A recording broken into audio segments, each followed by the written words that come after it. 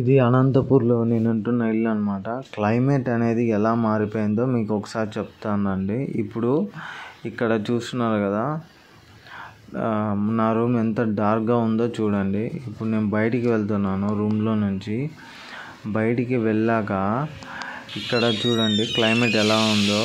ఆ చెట్టు అయితే ఎంత చల్లగాలి ఇస్తుందంటే అంత చల్లగాలి. ఆల్మోస్ట్ వింటర్ సీజన్ లాగా అయితే ఉంది. ఆల్మోస్ట్ ఊటీ క్లైమేట్ లాగా అనంతపూర్ క్లైమేట్ అయితే మారిపోయింది. ఇంకా ఆ చెట్టు ఇచ్చే చల్లగాలి చూడండి. అసలు ఆ గాలి మనకు వస్తుంటే వేరే పని కూడా చేయలేము, అలానే నిల్చుండిపోతున్నాం.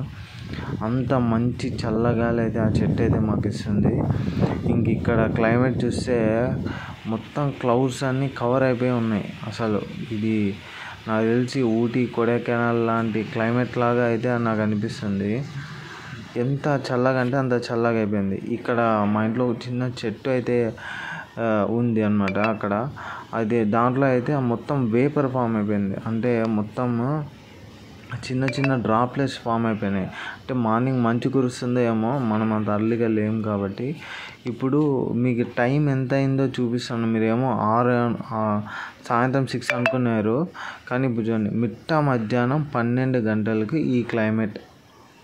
అంటే అనంతపూర్ ఎంత చేంజ్ అయిపోయిందో చూడండి కదా. మీరు ఎక్కడెక్కడో బెంగళూరు, హైదరాబాద్, చెన్నై అలా సాఫ్ట్వేర్ జాబ్ అయితే చేస్తూ ఉండొచ్చు, వేరే జాబ్స్ కూడా చేస్తూ ఉండొచ్చు. అక్కడ మీరు వేరే ప్లేసులకు వెళ్తారు ఎంజాయ్, అంటే వీకెండ్ ఎంజాయ్ చేయడానికి అలా. కానీ ఈ వీక్ అయితే అలా వెళ్ళకండి. ఈ కమ్మింగ్ వీక్స్ అయితే అనంతపూర్ క్లైమేట్ చాలా బాగుంది. ఇక్కడికి రండి, వచ్చి మంచి హోమ్లీ ఫుడ్ ఇంట్లో చేయించుకోండి, క్లైమేట్ ఎంజాయ్ చేయండి.